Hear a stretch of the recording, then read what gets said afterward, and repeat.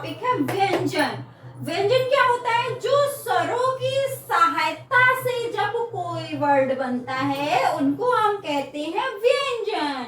यानी कि व्यंजन हमारा बिना स्वर की सहायता से नहीं बन सकता है। जब कोई भी वर्ड हमें बनाना है, कोई भी व्यंजन वर्ड हमारा स्वर की सहायता से ही बनता है। जैसे का हलन प्लस आ इज इक्वल टू का, तो हमारा ये बन गया व्यंजन। अब व्यंजन में हमारा पहला आता है स्पर्श व्यंजन। पहला व्यंजन कौन सा आता है? स्पर्श व्यंजन, जिसमें कितनी पंक्तियां होती हैं? 5 पंक्तियां होती हैं। स्पर्श व्यंजन की हमारी 5 पंक्तियां होती हैं, जिनको हम 5 वर्ग में विभाजित कर सकते हैं, जिनको हम क्या कह सकते हैं? कचटतप वर्ग बोल सकते हैं। का वर्ग में कौन कौन से आती हैं? का, खा, गा, घा, इका। चा वर्ग में चा, छा, जा, झा, इया। टा वर्ग में टा, ठा, डा, ढा, णा। ता वर्ग में ता, था, दा, धा, ना। पा वर्ग में पा, ठा, बा, भा, मा। ये तो हमारे हो गए स्पर्श व्यंजन के वर्ग, जो 5 पंक्तियों में पूर्ण होते हैं। अब इसमें मैंने डा और ढा लिखा हुआ है, जिसमें मैंने क्या नहीं लगाया? नीचे बिंदु। जब हम इसमें नीचे बिंदु लगा लेते हैं डा और ढा, जिस डा और ढा में नीचे बिंदी होती है उसको हम बोलते हैं उच्छिष्ट व्यंजन। उसको क्या बोलते हैं? उच्छिष्ट व्यंजन। और जिसमें बिंदी नहीं होती है वो आते हैं हमारे स्पर्श व्यंजन में। Okay, that's clear. अब आता है हमारा, इसी में क्वेश्चन बनता है नासिक वर्ड या अनुनासिक वर्ड क्या होते हैं। तो जो हमारे वर्ग होते हैं 1 2 3 4 5, जो हमारे वर्गों की 5वीं पंक्ति होती है डा, या, डा, ना, मा, ये हमारे होते हैं नासिक या अनुनासिक वर्ड। यानी कि इनको नाक की सहायता से बोलते हैं, यानी कि नोजल वॉइस। हम जिनको नाक की सहायता से बोलते हैं वो हमारे होते हैं नासिक या अनुनासिक वर्ड। अब दूसरा हमारा व्यंजन आता है अंतस्थ व्यंजन। दूसरा कौन सा आता है? अंतस्थ व्यंजन। ये हमारे कितने होते हैं? ये हमारे होते हैं 4 प्रकार के। कितने होते हैं? 4 प्रकार के। कौन कौन से? या, रा, ला, वा। या, रा, ला, वा। अंत्यस्थ व्यंजन वो व्यंजन जिन्हें हमें मुख की सहायता से जोर लगाकर बोलना पड़ता है, वो हमारे अंत्यस्थ व्यंजन होते हैं। यानी कि इनको संघर्ष करना पड़ता है बोलने के लिए। या, रा, ला, वा, ये हमारे कौन कौन से होते हैं? अंत्यस्थ व्यंजन। और ऊष्मी व्यंजन कौन कौन से होते हैं? वे व्यंजन जिनको बोलने के लिए हमारे मुख से गर्म हवा या ऊष्मा निकलती है, वो हमारे 4 होते हैं। शा, शा, शा, हा। सिटी वाला सा, सटकोड़ वाला सा, सड़क वाला सा, हा से हल। अब आता है हमारा या और वा। या और वा को हम अर्ध स्वर भी बोल सकते हैं। या और वा को अर्ध स्वर क्यों बोलते हैं? क्योंकि कहीं कहीं पर हम या और वा को स्वरों की जगह यूज कर सकते हैं, इसलिए हम इनको अर्ध स्वर बोलते हैं। जैसे कौवा, हम लिखते हैं कौवा। अब आ की जगह कभी कभी हम वा लगा देते हैं, कौवा। महिलाएं, अब महिलाएं हम ऐसे भी लगते हैं या के ऊपर बिंदी, तो हम या हटा के एक ही मात्रा भी लगा ए भी लिख देते। जो हमारा रा आता है वो कौन सा व्यंजन होता है? लुंठित व्यंजन। कौन सा व्यंजन होता है? लुंठित व्यंजन। और इसको हम क्या बोल सकते हैं? प्रकंपित व्यंजन। क्या हम बोल सकते हैं? प्रकंपित व्यंजन। और जो ला प्रकंपित व्यंजन क्यों बोलते हैं? क्योंकि इसको बोलने में, रा को बोलने में कंपन उत्पन्न होता है। रा को बोलने में कंपन उत्पन्न होता है, इसलिए हम इसको बोलते हैं प्रकंपित या लुंठित व्यंजन। और ला को क्या बोलते हैं? ला को बोलते हैं पार्श्विक व्यंजन। ला को क्या बोलते हैं? पार्श्विक व्यंजन। पार्श्विक मतलब पिछला हिस्सा, जो जीभ का हमारे पिछला हिस्सा होता है व्यंजन भी कहते हैं। दूसरा हमारा आता है संयुक्त व्यंजन। दूसरा प्रकार क्या आता है? संयुक्त व्यंजन। संयुक्त व्यंजन हमारे कितने होते हैं? 1 2 3 4। संख्या में कितने होते हैं? 4। संयुक्त का मतलब ही होता है जो मिलाकर बने हुए हो, यानी कि जैसे छा, छा हमारा कैसे बनता है? का और सा से मिलकर छा बना होता है। त्रा किससे मिलकर बना होता है? ता और रा। क्या किससे मिलकर बना होता है? जा और इया। और स्रा किससे मिलकर बना होता है? सीटी वाला सा, रथ वाला रा। ये हमारे संयुक्त व्यंजन होते हैं। अब इसी में हमने एक टॉपिक डाला हुआ है आगत स्वर। वैसे तो ये पूछा नहीं जाता है, लेकिन कभी कभी आ जाता है। तो आगत स्वर सिर्फ एक ही होता है, जिसको क्या बोलते हैं? आ के ऊपर चंद बिंदु, इसको क्या बोलते हैं? आ। जैसे हम हमारा एक एग्जाम्पल आ जाता है कि कॉफी, कॉफी में हमारा कौन सा स्वर है? तो हम क्या सकते हैं? ये चंद की बिंदी लगी हुई है, इसको बोलते हैं आगत स्वर। तो हम बता सकते हैं आगत। टॉफी, टॉफी में क्या होती है? आगत स्वर। एक इसी में एक और एग्जाम्पल हम ले सकते हैं डॉक्टर। अब डॉक्टर, डॉक्टर वैसे तो ये हमारा विदेशी शब्द है, लेकिन चूंकि हमने इसको हिंदी में अडॉप्ट कर लिया है, तो लोग बोलने के साथ साथ लिखने भी लगे हैं डॉक्टर। तो डॉक्टर में कौन सा स्वर आता है? आगत स्वर। आइए हम वापस लौटते हैं व्यंजन की तरफ। हमारा कौन सा व्यंजन आता है? आगत व्यंजन। आगत व्यंजन हमारे कितने होते हैं?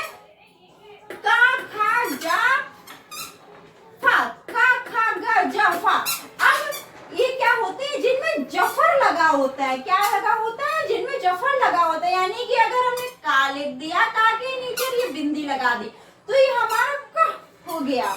ये एक्चुअली जो फारसी भाषा है, जिसको बोलने से मुंह में हमारे झंझनाहट उत्पन्न होती है, उसको हम बोलते हैं आगत व्यंजन। जा लगा दिया, जा के नीचे बिंदी, ये बन गया हमारा जफर। क्या बन गया? जफर। तो जैसे जफर, कफर, ये सारी हमारी फारसी भाषा के शब्द हैं, जिनको बोलने से झंझनाहट उत्पन्न होती है। ये होते हैं हमारे आगत व्यंजन।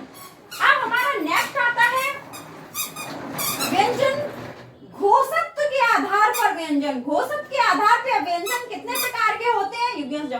घोषत्व के आधार पर व्यंजन हमारे होते हैं 2 प्रकार के। घोषत्व के आधार पर व्यंजन हमारे होते हैं 2 प्रकार के। कौन कौन से? आघोष व्यंजन, घोष व्यंजन। घोष व्यंजन को ही हम सघोष व्यंजन कह सकते हैं। घोष व्यंजन को ही हम सघोष व्यंजन कहते हैं। आघोष व्यंजन, आघोष व्यंजन कौन कौन से होते हैं?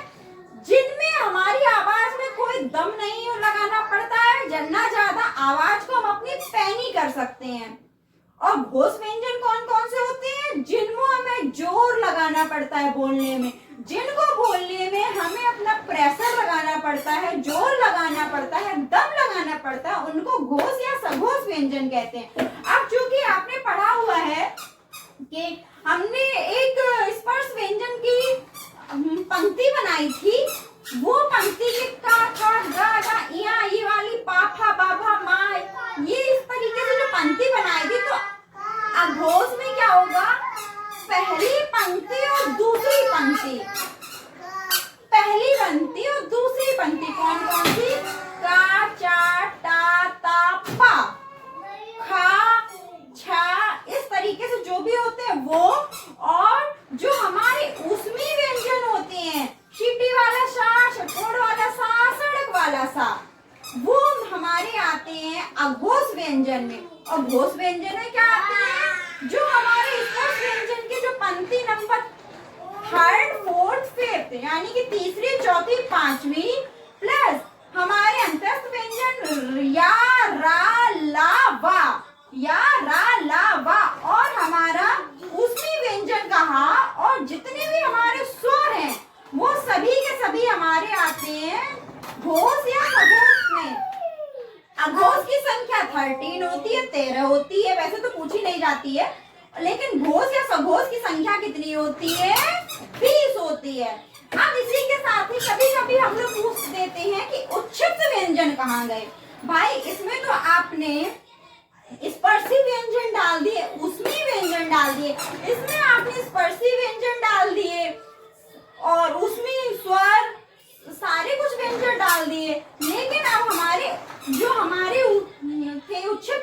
वो कहाँ गए, तो हम आपको बता दें, जो ये वाला डा और ये वाला ढा है, ये हमारे उसी में ही आ जाएगा, थर्ड फोर्थ फिफ्थ में ही आ जाएगा। ये हमारे सारे सघोष या घोष व्यंजन कहलाते हैं। प्राणवायु के आधार पर कितने होते हैं? अल्प प्राण, महाप्राण। प्राणवायु आधार पर कितने प्रकार से वर्गीकरण कर सकते हैं? 2 प्रकार से। कौन कौन से? अल्प प्राण, महाप्राण। अब अल्प प्राण में कौन कौन से आते हैं, महाप्राण में कौन कौन से आते हैं? अल्प प्राण में आते हैं जो आपने स्पर्श व्यंजन में जो आपने पंक्तियां पढ़ी हुई थी, उनमें फर्स्ट, थर्ड, फिफ्थ, यानी कि पहली, तीसरी, पांचवी। और आपके कौन कौन से पहली, तीसरी, पांचवी? जैसे का हो गया, गा हो गया, इंगा हो गया। पहला वर्ड, तीसरा वर्ड और पांचवा वर्ड, ये हो गया। प्लस या रा ला वा, या रा ला वा। और जितने भी स्वर होते हैं वो सारे के सारे हमारे क्या हो जाते हैं? अल्प प्राण में आ जाते हैं। वो सभी के सभी हमारे अल्प प्राण में आ जाते हैं। यानी कि पंक्तियों के 135 यानी कि पहला, तीसरा, पांचवा वर्ड या अलावा और जितने भी स्वर है वो सारे के सारे हमारे अल्प प्राण में आ जाएंगे। अब आते हैं महाप्राण में। महाप्राण में क्या होता है? सेकंड एंड फोर्थ, यानी कि दूसरा और चौथा। जैसे खा, घा, का तो हमारा चला गया अल्प प्राण में, दूसरा आ गया महाप्राण में, फिर तीसरा चला गया अल्प प्राण में, चौथा आ गया महाप्राण में, पांचवा चला गया अल्प प्राण में। यानी कि दूसरा और चौथा वर्ड, किसी भी वर्ग का दूसरा और चौथा वर्ड प्लस ऊष्म व्यंजन श श श हा, ये हमारे सारे के सारे किस में आते हैं? महाप्राण में। किस में आते हैं? महाप्राण में। अब अल्प प्राण, इनको बोलने में हमें कम ऊर्जा की खपत होती है, कम ऊर्जा लगती है, यानी कि हमारी प्राणवायु कम निकलती है।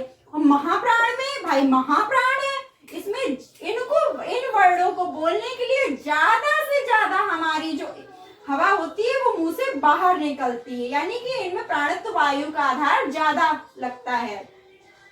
अब ये तो हो गए अल्प प्राण और महाप्राण, यानी कि किसी भी वर्ग का पहला, तीसरा और पांचवा अक्षर या अलावा और सभी स्वर, यानी कि 135 या अलावा स्वर हमारे अल्प प्राण। 24 यानी कि दूसरा और चौथा वर्ड और उसमें व्यंजन हमारे महाप्राण। अब आते हैं हम उच्चारण स्थान। ये तो हमारे अल्पप्राण महाप्राण हो गए, सारा कुछ हमने पढ़ लिया। अब हम आते हैं उच्चारण स्थान। भाई हम जो वर्डों को बोलते हैं उनका उच्चारण स्थान भी तो होना चाहिए। हम जीभ से कहां से क्या उच्चारण स्थान बोलते हैं? उच्चारण स्थान हम इस सभी स्वरों का और सभी व्यंजनों का मिलाकर करते हैं। जीभ हमारी जो वर्ड बोलते हैं उसके टच करने के अनुसार हमारा उच्चारण स्थान होता है। जैसे कंठ, तालव्य, मूर्धन्य, दंत, ओष्ठ, कंठोष्ठ, कंठतालव, दंतोष्ठ। पहले हम समझते हैं ओष्ठ तक। कंठ, हम कंठ से हमारे कौन कौन से वर्ड निकलते हैं? का से कंठ, का से कावर। एक लाइन कर लीजिए, का से कंठ, का से कावर। का वर्ग के अंतर्गत जितने भी पांचों वर्ड आते हैं वो सारे वर्ड प्लस आ प्लस हा और हमारा अनुस्वार, यानी कि जो हमारी विसर्ग होती है वो हमारे कंठ में आते हैं। भाई अगर हमें का से कौवा चोंच मारेगा तो बच्चा अगर लग जाएगी तो मुंह से क्या निकलेगा? बोलेगा ना आहा। तो का से कौवा आहा और विसर्ग आहा। तो का वर्ग आ, हा और विसर्ग।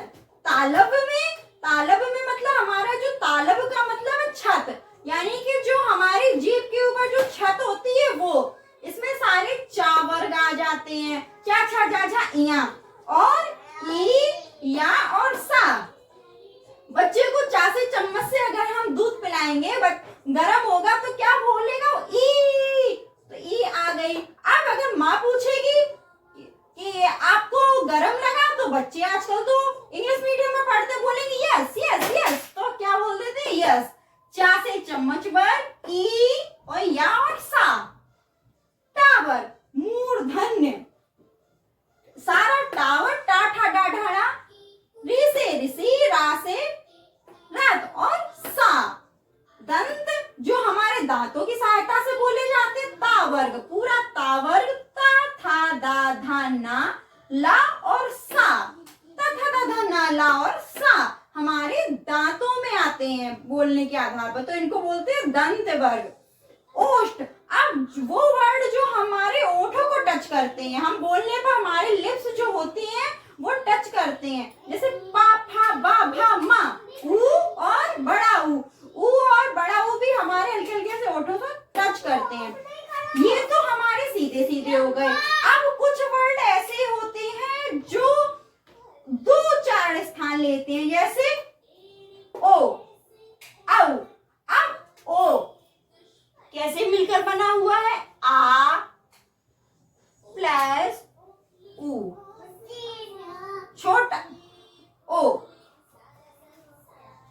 आ हमारा किस में आता है, कंठ में, इसलिए इसको हो गया कंठ। अब ऊ किस में आता है, ओष्ठ में, तो इसलिए हो गया ऊ। तो औ किस में आ गया, कंठोष्ठ। कंठ और ओष्ठ को मिलाकर कंठोष्ठ। तो आपको अगर औ ओ और औ पूछा जाए तो आप पहले इसका वर्ड विच्छेद कर लीजिए, इस तुरंत ही आपको समझ में आ जाएगा। अब आता है हमारा ए। ए हमारा किससे मिलकर बना होता है, आ प्लस ई। एक ही एक वर्ड अभी हम ले रहे हैं, ए। तो अब ए हमारा किस में आ जाता है, आ कंठ में, आ गया कंठ में। ई हमारा किस में आ रहा है, तालव्य वर्ड में, तो ता में आ गया, तो इसलिए हम इसको क्या बोलते हैं, कंठ तालव्य। अब हमारा वा आता है, वा हमारा किस में आता है, दंतोष्ठ। दंत ओष्ठ, क्योंकि एक तो ये ता वर्ग है, ये किस वर्ग में आता है, ता था दादा ना, तो ता वर्ग और ओष्ठ से मिलकर हमारा बनता है दो वर्ड वा। इसी के साथ ही हमारा ये पूरा